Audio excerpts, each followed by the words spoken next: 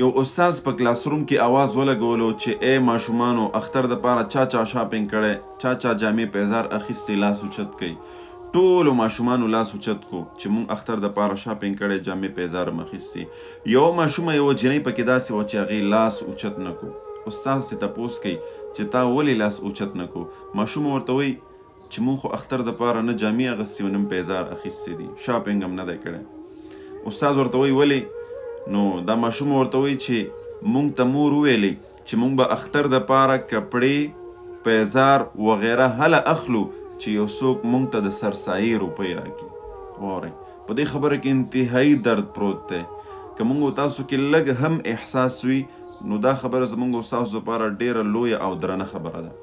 یعنی زمونږ او ستاسو چې کومه فطرانه او سرسایه ده دې ته ډېر یتیمانان، غریبانان، مسکینان، عاجزان په تمه ناست وي چې د دې کور نه به مونږ ته سرسایه فطرانه راځي، په دې باندې به بیا مونږ د اختر دپاره جامې او پیزار اخلو. او مونږ او تاسو څه کوو؟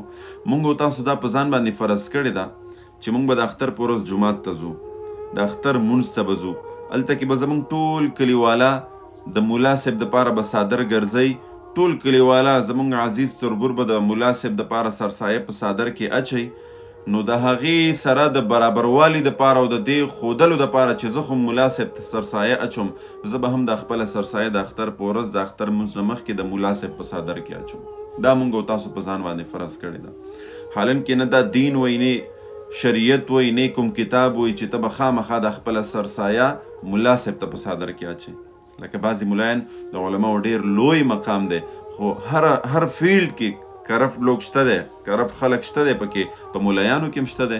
بعضې ملایانو د اختر نه مخکې دا یو ترغیب چلولی او د اختر په خطبه کې باقاعده په دې باندې بیان کوي چې ګوره سرسایه درنه بل طرف ته لاړه نه شي، زما یو شاګرد زما یو خادم به څادر ګرځئ او په دې کې به خامخا سرسایه اچوئ، که وام نه چوله نو بیا به زما تاسو سره خفګان وي. دا نه دین وایي او نه اسلام وایي چې تاسو خپله سرسایه ملایانو ته ورکوئ. او زه د ټولو علماو خبره نه کوم، ډېر علما داسې شته، تاسو یقین په الله باندې وکړئ چې هغې د روژې او د دې اخترونو په میاشت کې باقاعده د جمعې په خطبې کې دا اعلان کوي چې نه په ما باندې زکات کیږي چې تاسو ماته زکات راوړئ، مه راوړئ ماته زکاتونه، ماته سرسایې راکوئ، ماته د اختر سرمنې راکوئ. ډېر علما الحمدلله داسې شته دی، خو بعض ځینې پکې داسې دي چې هغوی د زکات په میاشت کې بېل ترغیب چلی، د سرسایې دپاره بېل ترغیب چلی، د سرمنې دپاره بېل ترغیب چلی. حالن کې دا ټول هغه څیزونه دي چې دین اسلام وایي چې ته شروعات د خپلو رشته دارانو نه وکړه. په سرسایه کې، په زکات کې، په صدقه کې شروعات د خپلو رشته دارانو نه وکړه. بیا وګوره خپل ګاونډ کې وګوره، خپل کلي وطن کې وګوره چې کم غریب دی، یتیم دی، لاړ شه خپله سرسایه پټه هغه ته ورکړه.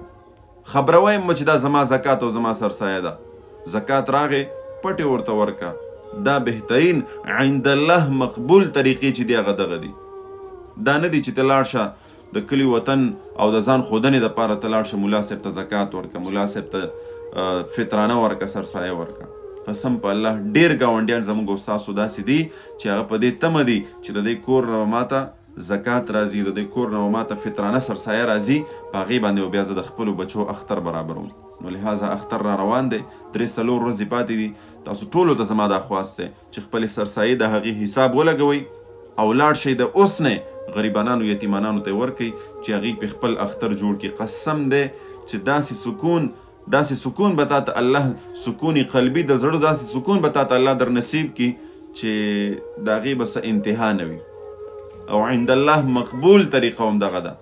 که ته وایې چې زما سرسایه زما فطرانه قبوله شي، او دا سرسایه او فطرانه د څه دپاره چې په دې رمضان المبارک کې زموږ او تاسو نه کمې زیاتې شوي د خبرو په لحاظ سره، د عمل په لحاظ سره، د کردار په لحاظ سره، د هغې د کمی پوره کولو دپاره الله جل شانه موږ او تاسو ته د سرسایي دا طریقه رالیږلې ده. نو په دې باندې زموږ او ستاسو د روژو هغه ټول کمی او پیشې چې دی هغه پوره کیږي. لہذا تاسو ټولو ته زما دا خواست دی چې خپلې روژې صحیح کوئ، خپل عملونه صحیح کوئ او د سرسایه او فطرانه غریبانانو خلکو ته ورسوئ. الله دې په دې باندې موږ ته د عمل کولو توفیق را نصیب کړي. السلام علیکم ورحمة الله وبرکاته.